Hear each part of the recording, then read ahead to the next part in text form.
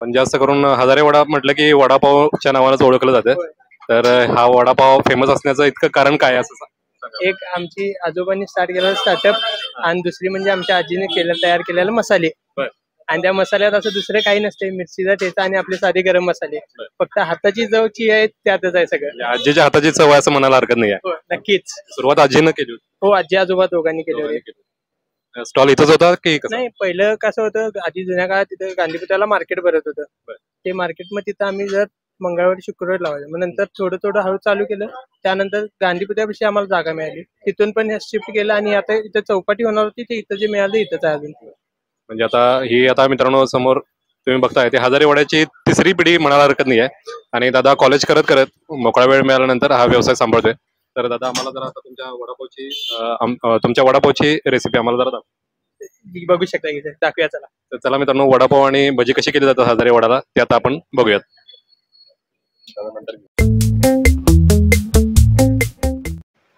तर मित्रांनो समोर आता संध्याकाळची वेळ झाली आणि वडापावसाठी तुम्ही इथं गर्दी बघू शकता. तिथं गरमागरम मित्रांनो वडे सोडले जातात. दादा हे काय काय आहे पिठामध्ये? पीठ कसं केलं जरा सांगा. मीठ सोडा केलं लागते. मीठ सोडा आणि तेल आहे. ओके. चण्याच्या डाळीचं पीठ आहे. तर मित्रांनो इथे समोर बघू शकता हे जे बटाट्याचे गोळे आहेत ते चपटे करून घेतलेले आहेत आणि त्या पिठामध्ये एक एक वडा सोडून तिथे हे अशा पद्धतीनं वडे सोडले जातात. तर हे बाजूला करतात ना, हे थोडस बाजूला करतात.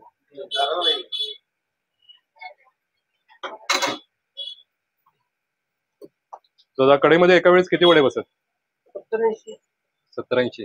मोठ्या साईज मध्ये कढई मित्रांनो समोर बघू शकता. हे आता गरमागरम वडे जे आहेत ते बराबर सोडले जातात. संध्याकाळची आता जवळजवळ 6-6:30ची वेळ आली आणि बागेमध्ये देखील जशी गर्दी होईल तशी इथं वडापाव खाण्याची लोकांची गर्दी होते. समोर इथं आपण बघू शकतो वडापावची वाट बघत आता लोक थांबलेत आणि इथं गरमागरम वडे त्यांच्यासाठी सोडले जातात. तर किती वडे सोडले आपण आता? 50 वर आहेत. ओके. तर मित्रांनो हे जम्बो साईज वडे आपण इथं समोर बघतोय. हजारे वडापावची मित्रांनो गोष्ट अशी फेमस आहे की इथं वडे जे आहेत ते असे जम्बो साईज मध्ये मिळतात आणि खुसखुशीत एका छान कलर मध्ये इथं समोर बघू शकता हे वडे आपल्याला मिळतात. तर हे वडे आपण आता समोर बघतोय हे तयार व्हायला लागले. तर साधारण किती वेळ लागतोय तयार व्हायला? 5 मिनिटात तयार होतात. बरं. तर मित्रांनो सगळ्यात जास्त चांगली गोष्ट या वड्याची अशी वाटली की मला हे कलर जे आहेत ते खूप छान पद्धतीनं इथं काढलेले आहेत. कुठेही ओव्हर कुक झालेले नाही आहेत, पण तरी सुद्धा हे छान असे कुरकुरीत वडे आपल्या समोर दिसत आहेत. त्याचबरोबर मिरची भजी देखील इथली फेमस आहे आणि समोर इथं तुम्ही बघू शकता मिरची भजी देखील आपल्या समोर आहे. ओके. तर मित्रांनो वडे आता तेलावरती बघू शकता तुम्ही तरंगा लागले आणि जवळपास हाफ फ्राय झालेले आहेत आता.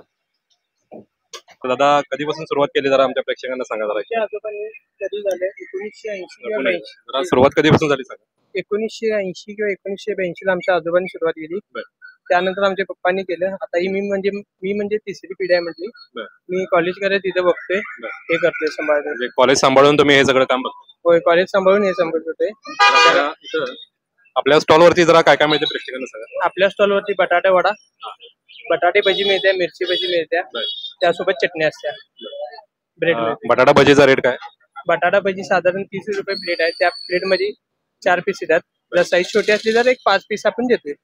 मिरची भजी पण 30 रुपये रेट आहे प्लेटचा, त्यात पण 4 पीस येतात. वडा आपला 25 रुपये, वडापाव चटणी 25 रुपये रेट आहे. तर मित्रांनो समोर बघू शकता हे वडे जवळपास हाफ फ्राय तयार झालेत. दादा अजून किती वेळ लागतोय? बरं, होत आलेत मित्रांनो वडे.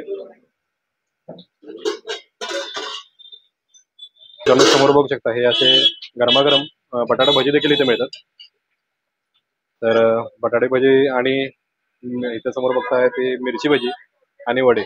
आपल्याला जे काही आवडत असेल ते या स्टॉलवरती हजारे वडापाववरती या आणि टेस्ट करायला विसरू नका. तर हे वडे जवळपास तयार झालेत, आता वेगळ्या प्लेटमध्ये काढले जातील. तर मित्रांनो समोर बघू शकता आता हे वडे छान असा कलर आलेला आहे आणि आता हे वडे वेगळ्या प्लेटमध्ये काढले जातील. तयार झालेत ना आता? Okay okay. तर बघू शकता गोल्डन कलर आला छानपैकी आणि आता प्लेटमध्ये काढले जातील. ओके काढा.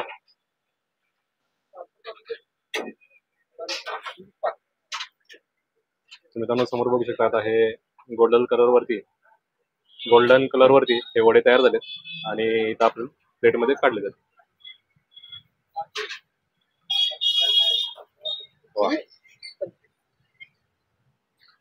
तर बघू शकता मित्रांनो खूप छान क्रिस्पी असे हे वडे आपल्या समोर आता तयार आहेत.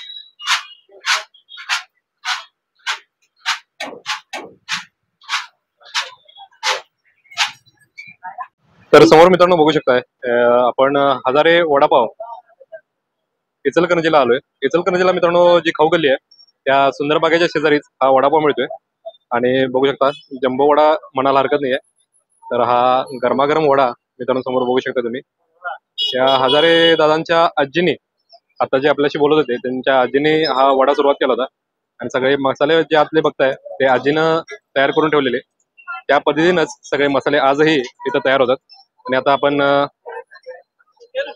इथं आपण आता वडा टेस्ट करून बघूयात. त्या वडापाव सोबत मित्रांनो दिलेली आहे ती म्हणजे कढी, वडा, मिरची आणि ब्रेड. इचलकरंजीमध्ये आणि कोल्हापूरमध्ये अशा पद्धतीनं ब्रेड द्यायची पद्धत आहे. पाव इथं फारसा वापरला जात नाही.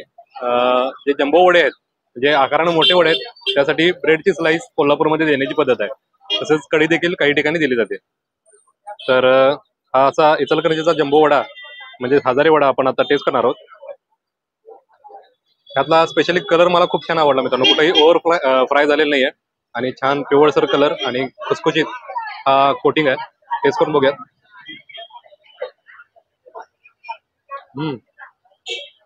वा,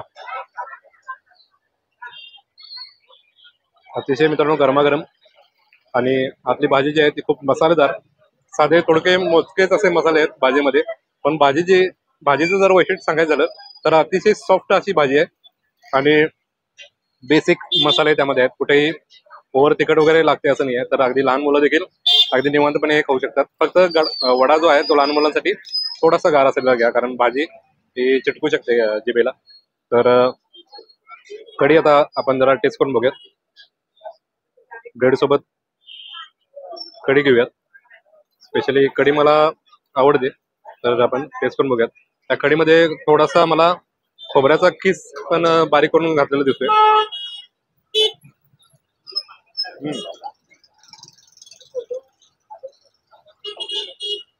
मित्रांनो कढीचं वैशिष्ट्य असं मी सांगू शकेन यामध्ये थोडंसं खोबरं आहे आणि फोडणी टाकताना त्याला पुदिन्याचा फ्लेवर येतोय.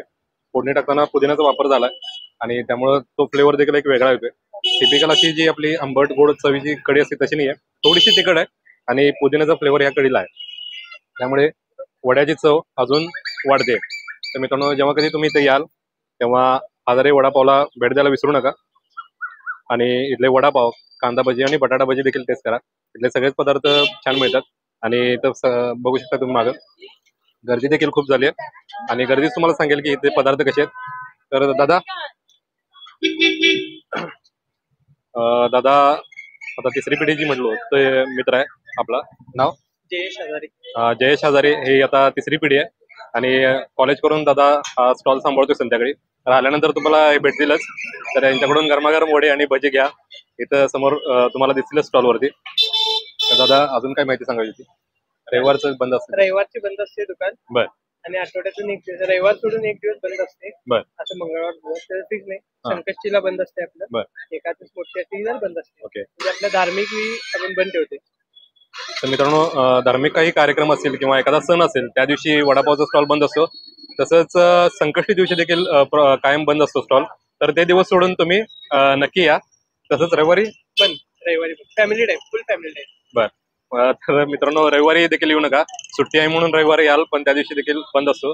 दादा म्हणतोय की पूर्ण फॅमिलीला वेळ देण्यासाठी रविवारी स्टॉल बंद असतो. तर हे दिवस सोडून तुम्ही नक्की या आणि इथले वडे एन्जॉय करायला विसरू नका. तर मित्रांनो भेटूयात अशाच एका नवीन व्हिडिओमध्ये.